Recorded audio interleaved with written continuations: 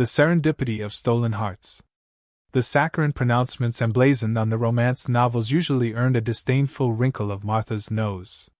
But today, the titles resonated with an odd comfort. Stolen Hearts whispered of illicit passions and stolen moments, a realm impossibly distant from her quiet evenings and cavernous solitude. Her fingers drifted toward the book, its cover a celestial dance of indigo and silver, as a sharp stab of loneliness pierced her, akin to the bite of frost. Another hand met hers. Surprised, Martha's gaze lifted. A man, no older than his mid-30s, met her eyes, his own crinkling at the corners in a welcoming smile. A constellation of freckles dusted his nose above a mouth that looked perpetually ready to curve into laughter, and his hair was the shade of strong, freshly brewed coffee. "Oh, pardon me," he apologized, his voice a mellow rumble. "Didn't realize I wasn't alone." "No harm done," Martha demurred, feeling a warmth bloom in her cheeks. It had been an age since she'd stood this close to a man, a stranger, not since Robert's passing, she realized with a renewed pang of grief, a familiar ache settling in her chest. He hesitated but maintained his hold on the book.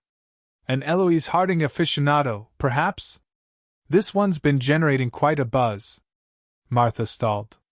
Confessing a penchant for romance felt frivolous, somehow.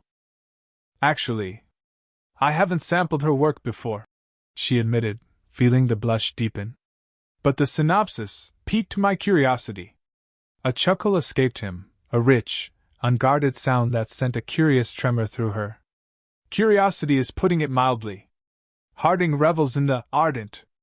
Martha offered a strained smile. "So it would seem." Finally, he released the book, allowing Martha to claim it. "You know," he remarked, a playful glint in his eyes, "you have excellent judgment." Martha's brows arched. Excellent judgment? For selecting a mass-market paperback? Compliments, untainted by sympathy, had become a rarity. He seemed to catch her incredulity. "I'm quite serious. Harding possesses a depth that many overlook. She examines the intricacies of human connection, the fragile parts we keep veiled. It requires a perceptive reader to truly appreciate it." Speechless, Martha could only stare. This wasn't the generic bookstore small talk she anticipated. It was unexpected. "Well," she managed, "I thank you." "Leo," he offered, extending a hand. "Leo Maxwell." "Martha," she responded, accepting his handshake. His grip was firm, warm, a touch lingering. "Martha Ainsworth." "Martha," he repeated, as if savoring the sound of it. "It becomes you." The heat in her cheeks intensified. She hadn't felt this flustered in decades, not since her first date with Robert. He indicated the cafe tucked into a corner of the store. "I was just about to grab a coffee. Would you care to join me? We could debate the merits of stolen hearts, or, whatever whimsy takes us." Martha hesitated. Coffee with a younger man? What judgments might follow? What would Robert think? But the echoing quiet of her apartment, the long, empty evenings stretching like blank pages, surfaced in her mind. "All right," she heard herself say, surprised by her own audacity. "That would be lovely." Leo's grin was radiant, a genuine, heart-stopping expression that melted away a little more of the lingering chill that had settled in her soul. "Wonderful. My treat." He swept an arm towards the cafe. "After you, Martha Ainsworth. Let's see if stolen hearts can steal a few hours of our afternoon, shall we?" Coffee and shared stories. The aroma of roasted beans hung heavy in the air as Martha tentatively pushed open the door to the daily grind. Leo was already there, a splash of color in his cerulean sweater amidst the muted tones of the cafe. He spotted her and a wide smile stretched across his face, instantly easing the knot of apprehension in her stomach. "Martha! I was beginning to think you changed your mind." He gestured to the empty chair across from him. "I grabbed us a table by the window. Best spot in the house for people watching, or, just enjoying the rain." Outside, a gentle drizzle kissed the cobblestones, blurring the edges of the world. Martha settled into the chair, feeling a surprising warmth radiating from Leo. I almost did, she confessed, a nervous laugh escaping her lips. It's been a while since I've done this. Leo's eyebrows drew together in concern. Done what? Had coffee? No, well, yes. But gone on a date, I suppose. She busied herself smoothing imaginary wrinkles from her skirt. He reached across the table, his hand briefly covering hers. The contact sent a jolt of unexpected electricity through her. Well, I promise to make it as painless as possible. And if you decide to bolt, I won't take it personally. His eyes twinkled. A waitress appeared, and they ordered. Martha chose a simple latte, while Leo opted for a complicated concoction involving espresso, caramel, and a dusting of cocoa. Once the drinks arrived, Leo steered the conversation back to the book. So, Stolen Hearts? He began, a mischievous glint in his eyes. What's your favorite trope? Forbidden love? Enemies to lovers? Martha chuckled. I wouldn't want to spoil it for you, would I? She took a sip of her latte. Although, I will admit, I have a soft spot for the misunderstood rogue. Ah, a woman of discerning taste. Leo grinned. I'm more of a steadfast hero kind of guy. Someone who always does the right thing, even when it's hard. The conversation flowed easily, bouncing from books to movies. It turned out they both adored classic films. Have you seen Casablanca? Martha asked, her voice gaining animation. Only about a dozen times, Leo replied, feigning mock horror. Rick Blaine is my personal hero. And Ingrid Bergman? Pure class. Martha's eyes lit up as she discussed the film's iconic scenes. She hadn't felt this engaged in a conversation in years. They discovered a mutual appreciation for rainy days, finding beauty in the gray skies and the rhythmic drumming on rooftops. There's something so cozy about being inside when it's pouring down, Leo said, gazing out the window. Like the world is giving you permission to slow down and just be. Exactly, Martha agreed, a genuine smile gracing her lips. It's a chance to curl up with a good book and a warm cup of tea. As they talked, Martha found herself relaxing, shedding the layers of self-doubt and societal expectations that had become her armor. Leo's genuine interest and easygoing nature chipped away at her reserve, revealing a spark of joy she hadn't felt since Edward's passing. It was a small spark, fragile and tentative, but it was there. You know, Leo said, leaning forward, his voice softening. I'm really glad you agreed to this. Martha met his gaze, her heart skipping a beat. Me too, Leo. Me too.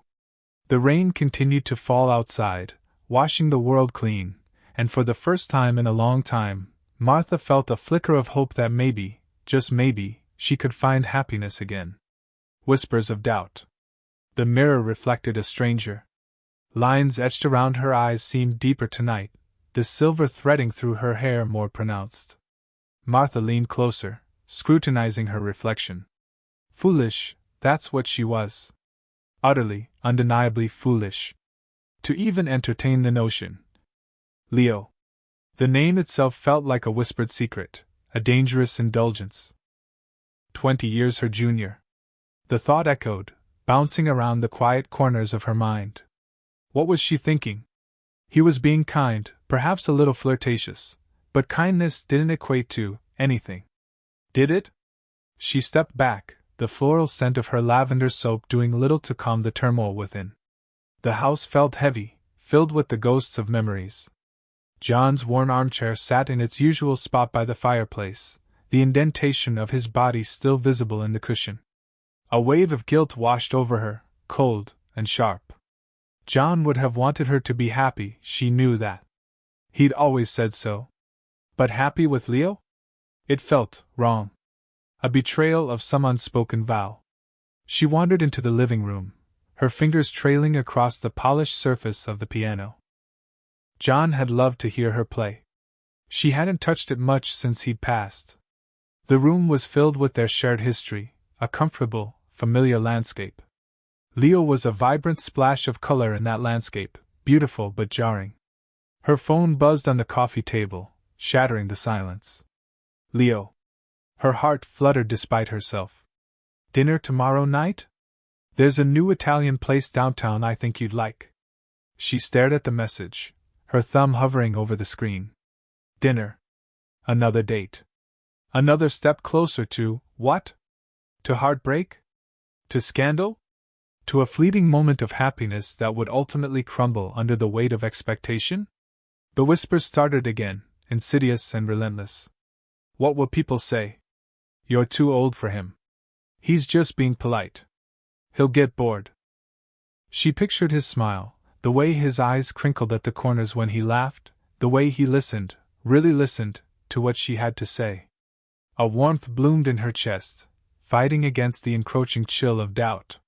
She closed her eyes, took a deep breath, and typed a single word. Yes. Then, before she could change her mind, she pressed send. The screen went dark, leaving her alone with the echoes of her decision and the unsettling whispers that refused to be silenced. Age is just a number. Martha stirred her cappuccino, the froth swirling into a miniature whirlpool, mirroring the anxiety churning within her. Leo had been telling an amusing anecdote about a disastrous attempt at baking sourdough bread, but her attention kept drifting. It wasn't the story, it was him. It was them. She'd enjoyed their time together immensely. His laughter was infectious, his eyes sparkled with genuine interest, and he possessed a rare ability to make her feel seen, truly seen, in a way she hadn't felt in years. Yet, a persistent, niggling voice whispered doubts. Leo paused, his smile softening. He reached across the small, circular table and gently covered her hand with his. His touch was warm, comforting, and sent a shiver tracing down her spine. Martha? You seem distant. Everything all right? She met his gaze, a swirl of emotions reflected in his hazel eyes. Concern. Curiosity. And something else, something that made her heart flutter like a trapped bird. She pulled her hand away, the sudden coolness a stark contrast to his touch. It's nothing, Leo. Just thinking. She hated how weak her voice sounded. He didn't press, but his eyes remained fixed on her, perceptive and knowing. Thinking about what? She hesitated. How could she articulate the tangled mess of societal expectations, self-doubt, and fear that had taken root in her mind? About us. He leaned back in his chair, a contemplative expression on his face. Us? Is there something about us that's troubling you? Martha sighed. Leo, you're a kind, intelligent man. I enjoy your company more than I can say. But look at us. You're so full of life, so vibrant. And I'm. She trailed off, unable to voice the rest. Old. Worn. Past her prime. He tilted his head, a slight frown creasing his forehead. You're what, Martha? Beautiful? Intelligent? Engaging? All of which you are, by the way. She managed a weak smile. You know what I mean. There's a difference. An age difference. The words hung in the air, heavy and undeniable. Leo's expression grew serious. And that matters to you? It should matter to both of us. She countered, her voice barely a whisper. What will people think? What will they say? The whispers she imagined were far louder than anything anyone could actually say. He reached for her hand again, this time she didn't pull away. His fingers intertwined with hers, a silent reassurance. Martha, what other people think is irrelevant. Truly. What matters is how we feel when we're together. The connection we share. He paused, his gaze intense. I'm drawn to you, Martha. To your wit, your intelligence, your kindness. To the way you see the world, the stories you tell, the quiet strength you possess. Age is just a number, a measurement of time. It doesn't define who you are, and it certainly doesn't diminish the way I feel about you. His thumb gently stroked the back of her hand. The way you make me feel. Martha's heart pounded in her chest. She looked into his eyes and saw not judgment or pity, but genuine affection. A warmth spread through her, melting away some of the icy fear that had gripped her. Maybe, just maybe, he was right. Maybe their connection was stronger than the numbers that separated them. Maybe age really was just a number. But still, a small voice in the back of her mind whispered, maybe this is all too good to be true. A daughter's concern. Sarah arrived on a Saturday afternoon, the scent of lavender and freshly baked bread wafting out as Martha opened the door. Sarah, darling! What a lovely surprise! Martha's face lit up, a genuine smile that crinkled the corners of her eyes. Just thought I'd pop in, see how you're doing. Sarah stepped inside, placing a small bouquet of sunflowers on the hall table. Her gaze swept over the living room, pausing on a half-finished jigsaw puzzle depicting a Monet garden and a book of poetry lying open on the coffee table. All normal. Then she saw it, a man's tweed jacket draped casually over the back of an armchair. Oh, Sarah said, a subtle shift in her tone. Company? Martha's cheeks flushed a delicate pink. Yes, dear. Leo is just helping me with a bit of gardening.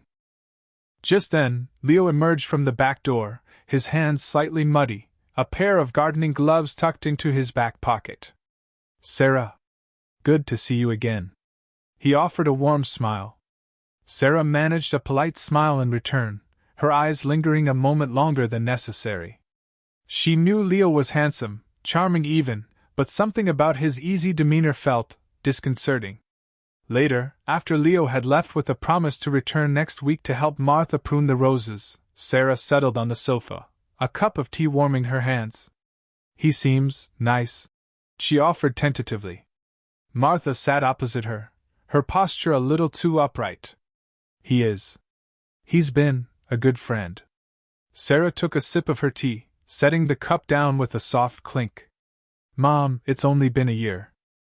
Are you sure you're ready for this? Martha's smile faltered. Ready for what, dear? Friendship? Company? A little bit of laughter? Romance, Mom? That's what I'm talking about. Is it? Sarah pushed gently, her voice laced with concern. He's younger, isn't he? Martha sighed, her gaze drifting towards the window. He is, yes. But age is just a number, Sarah. It doesn't define connection. But does it define compatibility? Sarah countered, unable to shake her unease. I just don't want you to get hurt. You deserve to be happy, Mom, but I worry this is all happening too fast. Dad's been gone such a short time, and Leo, he's barely known you. A shadow crossed Martha's face. I know you're worried, darling.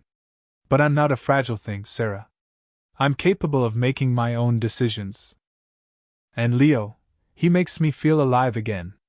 Something I haven't felt since your father passed. Is that so wrong?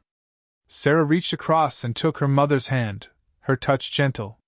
No, Mom, it's not wrong. But please be careful. Promise me you'll be careful. Martha squeezed her daughter's hand, her eyes filled with a mixture of gratitude and defiance. I promise, Sarah. I will. But Sarah couldn't shake the feeling that her mother was promising something she couldn't truly guarantee. A feeling that somewhere between grief and loneliness, Martha was embarking on a journey that might lead to heartbreak. Assurances and understanding. The park bench offered little warmth against the late autumn chill, even through Sarah's wool coat. She'd picked this spot with careful calculation, a neutral haven, far from any space that might make Leo feel cornered. Prompt as a clock, he appeared, cradling a steaming beverage. He extended it in offering, but Sarah declined with a curt shake of her head, her face a rigid mask. Thanks for meeting me, Leo. He settled beside her, leaving a deliberate gap between them. The fading sunlight sliced through the skeletal branches of the oaks, painting zebra stripes across his features. He looked sincere, a quality she hadn't anticipated. Of course, Sarah. I'm aware you have misgivings. He sipped his drink. I presume they're substantial. Substantial is putting it mildly. My mother, she's everything to me. I've been her support system for years. I just want to ensure her happiness, her well-being, and that she isn't being manipulated.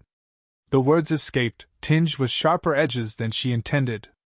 Leo offered a slow nod, his focus unwavering. I respect that completely. and I want to reassure you my motives are pure. I value Martha immensely. Sarah snorted, a brittle sound in the tranquil park. Value? You've known her a matter of weeks. What understanding of value could you possibly possess? He didn't react. I know she brings joy to my day. I know she possesses an intellect and a spirit that perceives the world in a way I find invigorating. I know being with her elevates my mood. And I know her happiness is paramount to me. He paused, locking his gaze with hers. Perhaps value doesn't fully encompass it. I'm captivated by her, Sarah. In a way I haven't been in years. Sarah worried her lip. His words felt practiced, yet his eyes held an undeniable authenticity that unsettled her. She longed to dismiss him, to order him away from her mother, but something restrained her. And what occurs when the initial fascination fades, Leo? When you realize she's not some fleeting object of amusement to be admired and then forgotten? He sighed, raking a hand through his dark hair. I can't predict the future, Sarah. Nobody can. But I can pledge to always treat her with dignity. I will listen to her, appreciate her perspective, and I will never deliberately inflict pain. I'm not seeking a fleeting romance. I genuinely cherish her presence, her intellect, her essence. The air, crisp and biting, carried the mingled aromas of decaying leaves and distant chimney smoke. She scrutinized him, hunting for any flicker of falsehood. She detected none. Only a quiet resolve and something suspiciously akin to tenderness. She deserves joy, Sarah murmured, the defiance seeping out of her. She's dedicated her life to others. She's earned the right to find some for herself. Then we are in agreement, Leo responded, a subtle smile gracing his lips. And I intend to do everything in my power to guarantee she does. He held her gaze without wavering, his expression sincere and candid. Sarah exhaled slowly. Just be gentle with her, Leo. Please. I will, he vowed. I understand the stakes. For the first time since he'd taken a seat, Sarah felt a glimmer of something beyond trepidation.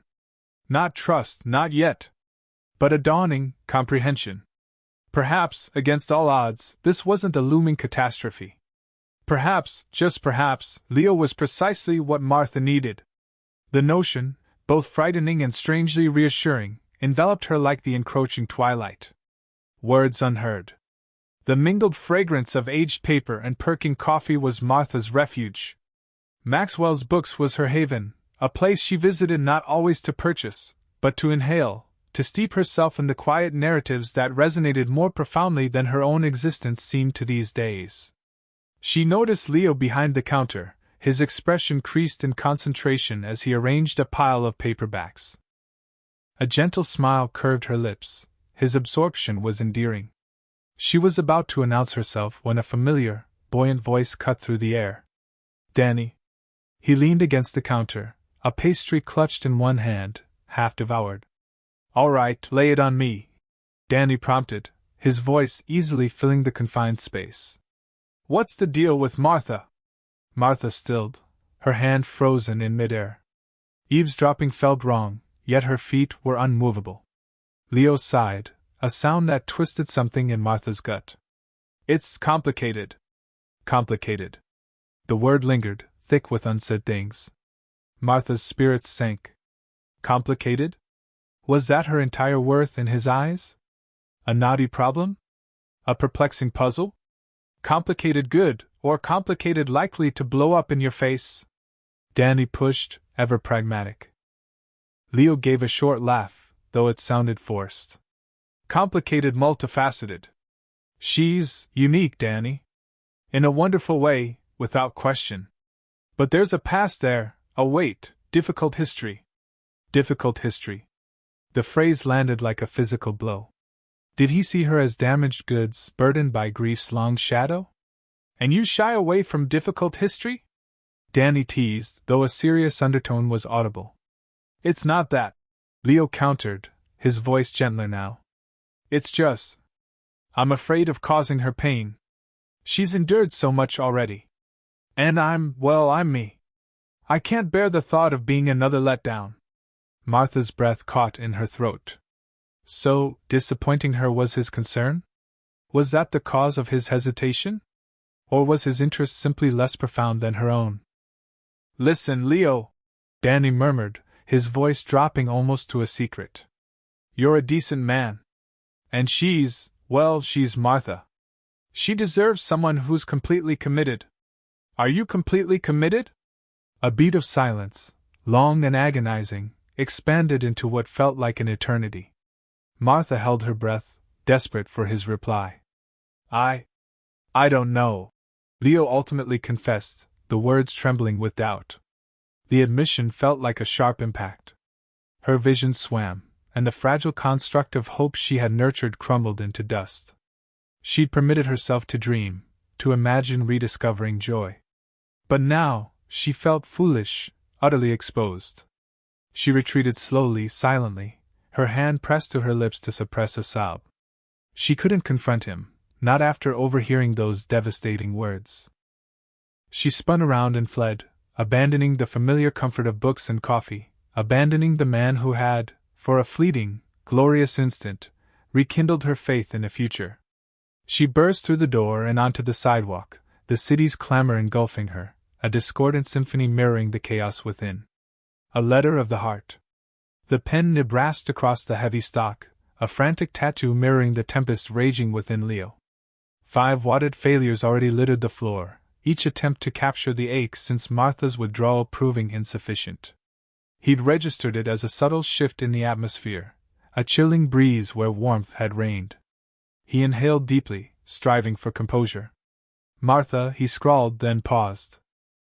What followed felt like ham-fisted art, a pale imitation of the truth.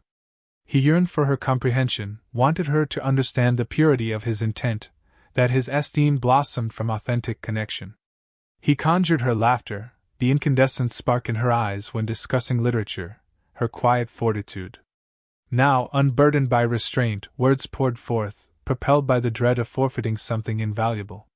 He chronicled their initial encounter, both reaching for that same time-worn copy of Wuthering Heights, a serendipitous intersection that felt like a pact.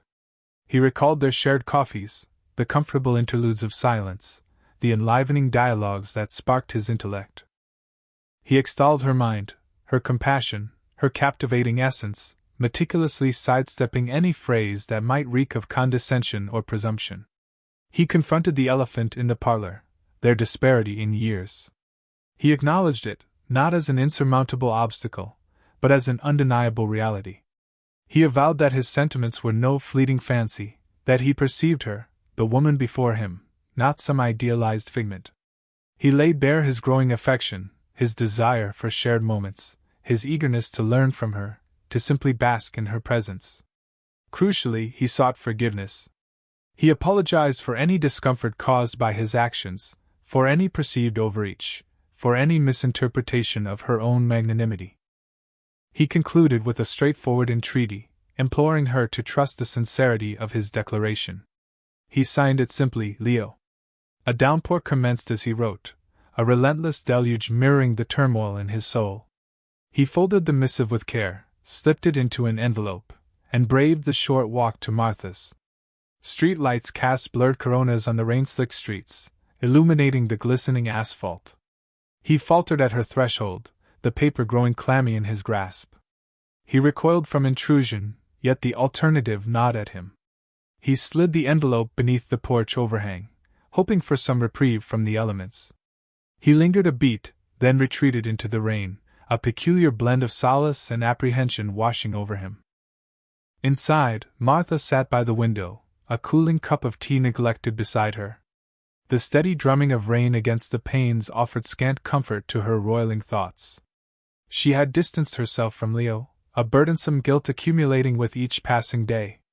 The stares, the murmurs, the tacit judgments, a persistent undercurrent, amplifying her own doubts.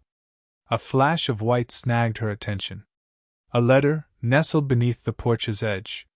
Her pulse quickened. She knew, instinctively, its sender. Slowly, she rose, her hand trembling as she reached for the sodden paper. The ink was blurred in places. The script was instantly recognizable. She retreated indoors, her fingers tracing the precise lines. Back in her chair, she stared at the envelope. She knew she should disregard it, shield herself from the probable heartache and societal censure. Yet curiosity, and something more profound, a nascent hope perhaps, beckoned her. With a resolute breath, she tore it open. Love knows no age. The stiff parchment felt alien in Martha's unsteady hands. A physical letter, a relic of a bygone era. The postmark, yesterday. Leo. Unfolding it gingerly, a faint whisper of his signature sandalwood drifted up, catching in her throat. Why the cowardice? Why let imagined judgment dictate her choices? Leo's elegant script danced before her eyes, a stark counterpoint to her inner chaos. He wrote of shared joy, companionable quiet, a spark ignited between them, defying the decades. He extolled her insightful wit, her understated resilience, the delightful way her eyes crinkled with mirth. Martha, he penned, I understand your reluctance. Society isn't always forgiving of hearts that dare to stray from the well-trodden path. But I'm ready to brave the storm if you are. My feelings are genuine, profound, untouched by the calendar. Please, don't let trepidation extinguish something beautiful before it can even flicker. A tear bloomed on the page, blurring the words into a watercolor wash. He truly saw her, past the wrinkles and silver strands. He saw the woman she still harbored within, a woman she'd almost forgotten. Regret clawed at her. She'd brushed aside his overtures, dismissing them as a fleeting fancy, a sympathetic gesture. She'd erected a fortress of insecurity, a shield against potential pain, against scorn. And in that act, she'd nearly surrendered her happiness. She crushed the letter, then smoothed it with trembling hands, desperate to salvage every syllable. Impulsively, she snatched her coat and purse and bolted out the door. The morning air held a sharp bite, stinging her cheeks, but Martha was oblivious. She had to reach him. She had to confess her folly. Entering the daily grind, the familiar perfume of roasted beans enveloped her. Her heart hammered a frantic tattoo against her ribs, a counterpoint to the quiet hum of anxiety. She scanned the room, her gaze locking onto him in their usual corner, sunlight painting his face with a wash of melancholy. He cradled his coffee, lost in contemplation of the street scene. He looked up, surprise widening his eyes. Martha? Leo, she managed, her voice a mere breath. I read your letter. He rose, a glimmer of hope sparking in his gaze. And I was blind, she blurted, the words tumbling out in a rush. I was so consumed by fear of disapproval that I almost destroyed us. You're right. Love doesn't recognize birthdays. My feelings. They echo yours, Leo. Deeply. A slow smile blossomed, chasing away the shadows. He reached for her hand, his touch sending a current of warmth through her. So, where do we go from here? From here, Martha said, her grip firm. We leap. Years later, golden light spilled into their snug living room. Martha, her silver hair in a casual knot, nestled beside Leo on the sofa, his arm a comforting weight around her shoulders. A well-loved romance novel rested open in her lap, though either was reading. They were cocooned in a comfortable quiet, the kind built on shared history and enduring affection. Leo kissed her temple. Still lost in those paperback fantasies, my dear? He teased, a twinkle in his eye. Martha smiled, snuggling closer. Always. Especially when I have my own living, breathing romance beside me. She laced her fingers through his, tracing the map of lines etched on his palm. Thank you, Leo, for reminding me that love's compass points beyond any calendar.